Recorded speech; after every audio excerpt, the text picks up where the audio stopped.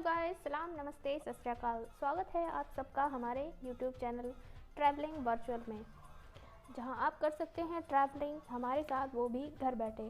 तो आप सब समझ ही गए होंगे कि आज हम आपको कहां घुमाने वाले हैं, और जो लोग नहीं समझे उन्हें मैं बता देती हूं कि आज हम जाने वाले हैं बंगला साहिब। तो हम लोग इस वक्त हैं दिल्ली में।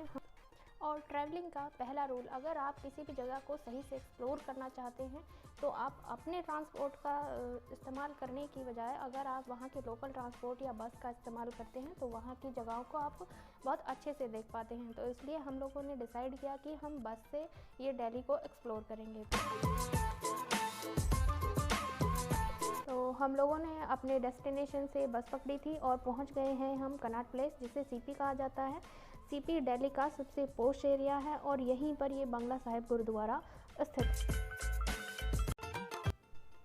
सीपी देखने में बहुत ही खूबसूरत है, इसलिए हम लोगों ने डिसाइड किया कि हम पैदल ही बंगला साहिब जाएंगे ताकि हम इसकी अच्छी चीज़ों को एक्सप्लोर कर सकें।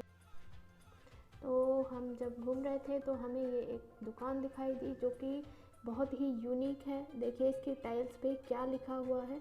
इसकी टाइल्स पे दिल्ली की सड़कों के नाम लिखे हुए हैं, मतलब कि अगर आप वहाँ से गुज़र रहे हैं तो ये जेन्युइन है कि आपका ध्यान उस पर जाएगा ही।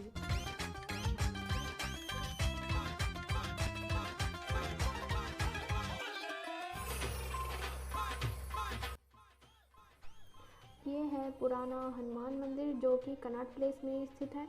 इसको हम आते हुए एक्सप्लोर करेंगे।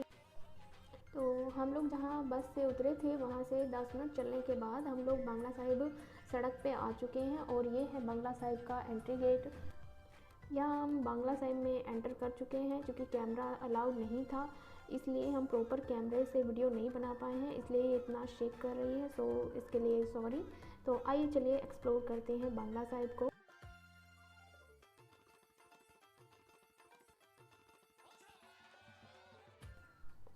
हम लोग गुरुद्वारे के मेन परिसर में आ चुके हैं। यहाँ हमें सबसे पहले अपने शूज़ को सबमिट करना होता है, जिसके लिए यहाँ पर एक क्लॉक रूम है। वहाँ पर आप अपने जो शूज़ हैं वो सबमिट कर सकते हैं और इसके कोई चार्जेस भी नहीं लगते हैं। तो सबसे पहले हमने यहाँ पर अपने शूज़ को सबमिट किया। यहाँ पर आप अपने शूज़ को सबमिट करने के बाद बाहर की साइड टैप लगी होती है, वहाँ पर आप अपना हाथ पैर मुँह धो करके गुरुद्वारे में दर्शन करने के लिए जा सकते हैं।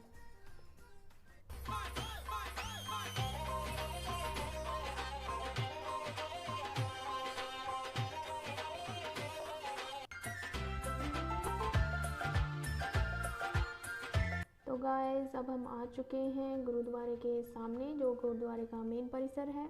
और यहाँ पर हमें सर पे चुन्नी लेनी होती है, इसलिए हम लोग रेडी हो चुके हैं और चलते हैं गुरुद्वारे के अंदर।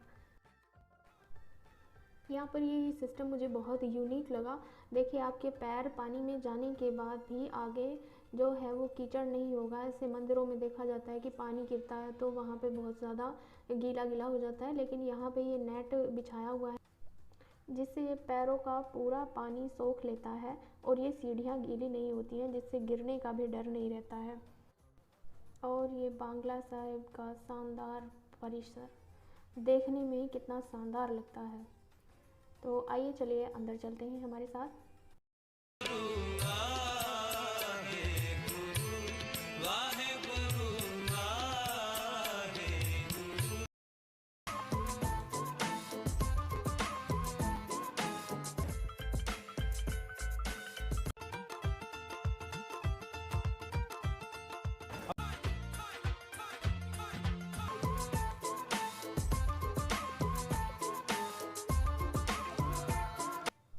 पहले यहाँ फ़ोटोग्राफ़ी अलाउ थी, लेकिन इस बार ये लोग फ़ोटोग्राफ़ी अलाउ नहीं कर रहे थे, इसलिए हम सही वीडियोग्राफ़ी नहीं कर पाए। लेकिन फिर भी हम लोगों ने कोशिश की कि कुछ क्लिप्स ले ली जाएं। तो हम लोगों ने यहाँ माथा टेका और बाबा जी से अरदास की।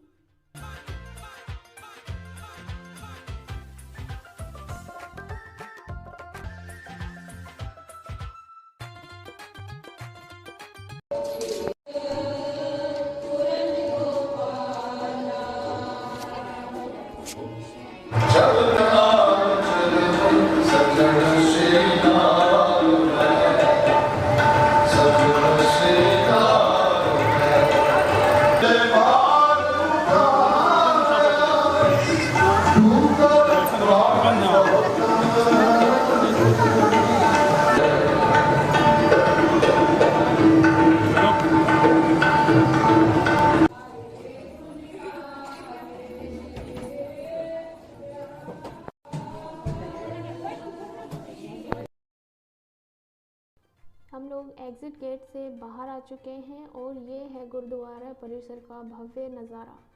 ये देखिए कितना शानदार है ये। और ये है सरोवर जो कि गुरुद्वारा परिसर के पीछे है। और सिख धर्म में इसकी बहुत ही मान्यता है। कहा जाता है कि जब गुरु हरकृष्ण जी यहाँ आए थे तब यहाँ चेचक फैला हुआ था। तब यहाँ पर एक कुआं हुआ करता था। उस समय उन्होंने इस कुएं से पानी लेकर के यहाँ के लोगों की बहुत सेवा की थी, जिससे यहाँ जो चेचक था उसका प्रकोप बहुत कम हो गया था।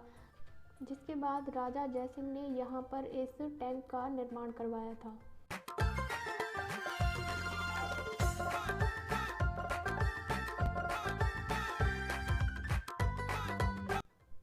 बांग्ला साहिब का लंगर भी बहुत फेमस है। तो अब हम चलते हैं लंगर छकने के लिए। बेसिकली यहाँ पर दो जगह लंगर लगता है। एक तो जो ये सरोवर है उसके पास में ही लगता है जिसमें हम इस वक्त जा रहे हैं, और एक लगता है बाहर की साइड जहाँ पर हमने शूज़ सबमिट किए थे, और उसमें हम बाद में जाएंगे। पहले यहाँ पे एंजॉय करते हैं। तो आइए चलते हैं अंदर।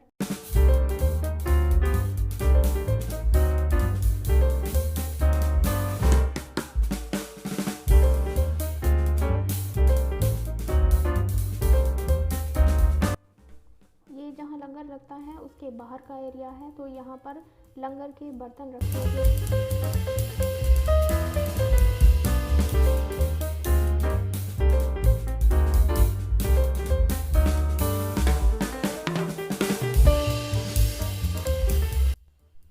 यहाँ वैसे तो ये सब काम करने के लिए गुरुद्वारे का स्टाफ मौजूद होता है, लेकिन अगर आप चाहते हैं तो आप यहाँ पर सेवा भी कर सकते हैं। जैसे कि ये आगे जो लेडीज़ हैं वो आपको सेवा करती हुई दिखाई देंगी।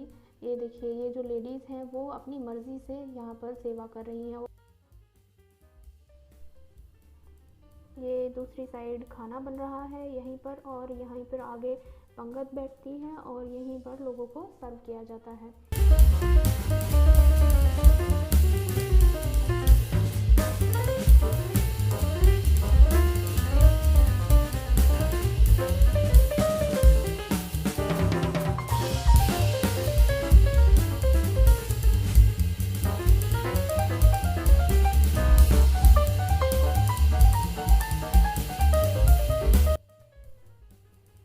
यहाँ लोग खाना खा रहे हैं और आगे की साइड लाइन लगी हुई है बहुत ही लंबी। तो हम लोगों को भी उसी लाइन में लगना होगा खाना खाने के लिए। जब ये लोग उठेंगे तब हम लोगों की बारी आएगी।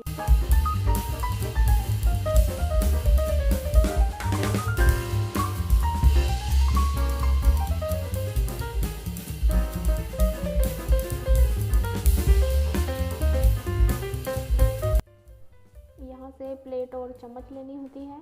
तो हम लोगों ने यहाँ से प्लेट और चम्मच ले ली है।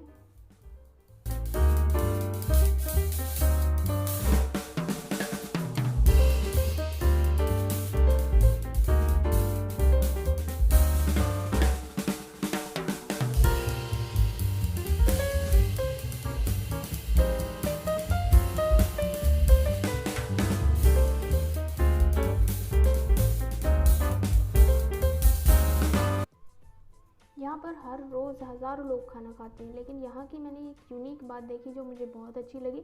ये जो लेडीज़ दिखाई दे रही हैं, इन लोगों का काम है, जो लोग खाना खा के उठ रहे हैं तो उन लोगों का जो खाना है वो वेस्ट नहीं करना है। ये उसमें से एक एक दाना निकाल करके इन प्लेट्स में जमा करती रहती हैं, और ये बचा हुआ खाना गौशाला में जाता है, जो कि बहुत ही यूनिक बात है। यहाँ पर एक भी दाना वेस्ट नहीं किया जाता है, जो मुझे यहाँ की सबसे यूनिक और अच्छी बात लगी।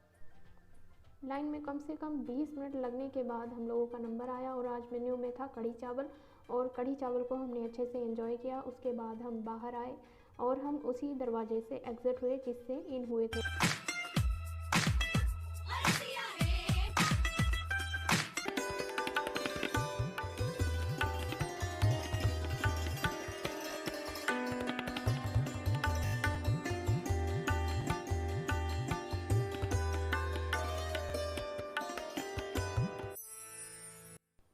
ये सरोवर की परिक्रमा करने के बाद हम वहीं आ चुके हैं जहाँ से हमने एंट्री की थी। आपको याद होगा कि यहाँ से हम लोगों ने एंट्री की थी। अब हमें लेना है कड़ा प्रसाद। यहाँ हम लोग लगे हुए हैं कड़ा प्रसाद की लाइन में। अगर आप लोग यहाँ पर स्पिरिचुअल पर्पज़ से नहीं आना चाहते हैं, लेकिन फिर भी मैं एक बार सजेस्ट करूँगी कि आपको यहाँ पे आना चाहिए और देखना चाहिए कि इतने सारे लोगों को मैनेज कैसे किया जाता है, कितना सिस्टमेटिक है यहाँ पर सब कुछ। इतने सारे लोग आते हैं, उसके बावजूद भी यहाँ पर कोई हड़बड़ी नहीं थी, सब काम अपने आप से और बहुत अच्छे से चल रहा था। मुझे यहाँ का मैनेजमेंट बहुत ही ज़्यादा पसंद आया। और यहाँ हम आ चुके हैं बाहर, एग्ज़िट कर चुके हैं, और यहाँ जो ये सामने भीड़ दिखाई दे रही है, ये है दूसरा लंगर जिसका मैंने पहले बात की थी फर्स्ट लंगर में जाते समय कि हम लोग दूसरे लंगर में जाएंगे जो कि बड़ा है। ये पहले वाले से ज़्यादा बड़ा है और यहाँ पर स्पेस भी बहुत ज़्यादा है। ये जो लोग दिख रहे हैं ये लंगर खाने के लिए वेट कर रहे हैं। जो अंदर लोग हैं वो उठेंगे पहले, उसके बाद ये सब लोग बाहर अंदर जाएंगे। तो हम लोग भी आ चुके हैं पीछे उसी लाइन में लगने के लिए और अपनी बारी का इंतज़ार कर रहे हैं ताकि हम लोग भी लंगर छक सकें।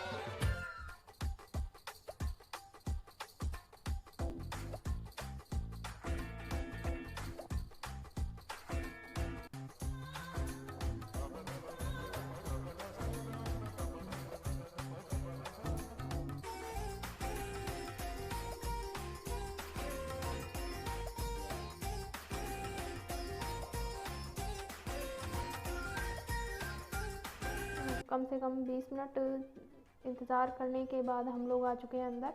और हम लोग लाइन में लगे थे, लेकिन हम लोग वीडियो नहीं बना पाए क्योंकि लाइन में लगने के बाद हम लोगों को पता नहीं कि धक्के के साथ हम लोग कैसे अंदर आ गए और वीडियो बनाने का मौका ही नहीं मिला। इसलिए जब बैठे तभी वीडियो बना पाए। और ये लग चुकी हैं प्लेट्स और अभी प्लेट्स में खाना सर्व होगा। और यहाँ पर ये जो रोटी है वो दोनों हाथों में लेनी पड़ती है, वो लोग एक हाथ से नहीं देते हैं।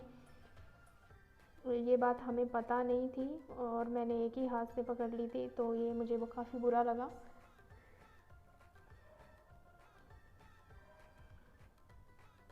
और ये आ चुकी हैं प्लेट्स, कितनी नीट एंड क्लीन है।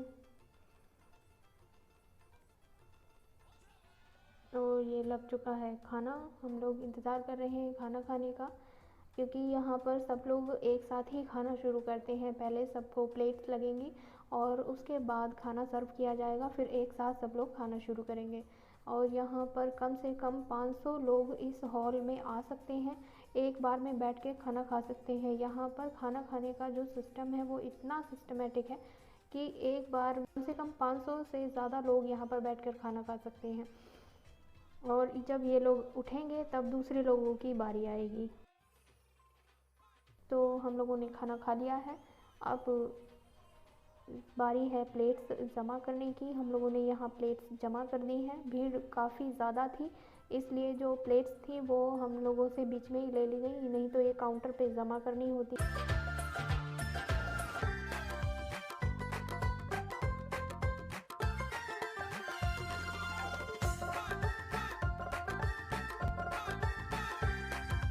और अब हम आ चुके हैं बाहर, तो अब हमें एग्ज़िट करना।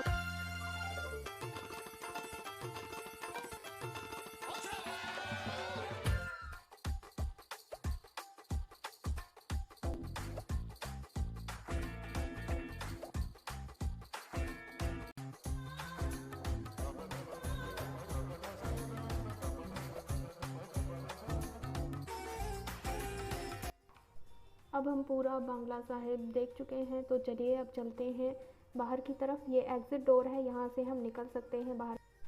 यहाँ से बाहर निकलने के बाद हमें जाना था क्लोक रूम क्योंकि वहाँ पर हमारे शूज़ थे, तो हमें अपने शूज़ लेने थे। यहाँ पर शूज़ लेने के बाद निकलते हैं बाहर की साइड। बाहर की साइड टैप है, अगर आपके हाथ ख़राब हो गए तो आप यहाँ पे अपने हाथ भी धो सकते हैं। तो हम भी और आप भी ये पूरा गुरुद्वारा परिसर देख चुके हैं। तो आइए बात करते हैं इसकी हिस्ट्री के बारे में। ठीक है, जो ये गुरुद्वारा बंगला साहिब है, ये असल में एक बंगला था जो राजा जय सिंह ने बनवाया था और इसका नाम था जय सिंहपुरा पैलेस। ये जो कनॉट प्लेस है, यहाँ पर कई छोटे छोटे जो शासक थे वो राज्य करते थे, लेकिन जो राजा जय सिंह था उन्होंने यहाँ पर के राजाओं को हरा करके ये पूरा एरिया खाली करवाया और यहाँ इस बंगले का निर्माण कराया, जो वो कभी कभी यहाँ पे आकर के रहते थे। जो बात है 1664 की, जो सिखों के 8वें गुरु थे, गुरु हरकृष्ण जी, वो यहाँ उस समय आकर के रुके थे। लेकिन यहाँ उस समय चेचक और हैजे की बीमारी से जो लोग थे वो पीड़ित थे। तब गुरु हरकृष्ण सिंह जी ने, जो ये बंगला था, इसी के परिसर में पीछे की साइड एक कुआं था, उस कुएं से पानी लेकर के और उस पानी को पिला करके बीमारी से पीड़ित जो लोग थे उन लोगों की सहायता की। और ऐसा कहा जाता है कि उस पानी को पीने के बाद उन लोगों की बीमारियां ठीक हो गई थी। लेकिन दुखद घटना ये थी कि जो गुरु हरकृष्ण सिंह जी थे वो भी उस चेचक और हैजे की चपेट में आ गए थे, जिसकी वजह से उनकी मृत्यु यहाँ पर हो गई थी। जिसके बाद राजा जय सिंह ने, जिस कुएं से उन्होंने जल लेकर के लोगों की सहायता की थी, वहाँ पर एक पानी के टैंक का निर्माण किया। ये वही सरोवर है जो मैंने आपको एग्जिट के दौरान दिखाया था। उसी टैंक का निर्माण राजा जय सिंह ने बाद में गुरु हरकृष्ण सिंह जी की याद में करवाया था और ये इसको सिखों को समर्पित कर दिया, इसी बंगले को, ताकि वो इसे अपने गुरुद्वारे के रूप में स्थापित कर सके।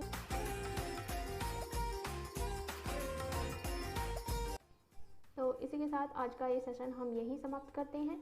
मिलते हैं नेक्स्ट वीडियो में। तो कमेंट बॉक्स में ज़रूर बताइएगा आपको ये जो वीडियो है वो कैसा लगा। सब्सक्राइब, लाइक और कमेंट करना बिल्कुल ना भूलें। थैंक यू, नमस्ते, सत श्री अकाल, बाय बाय।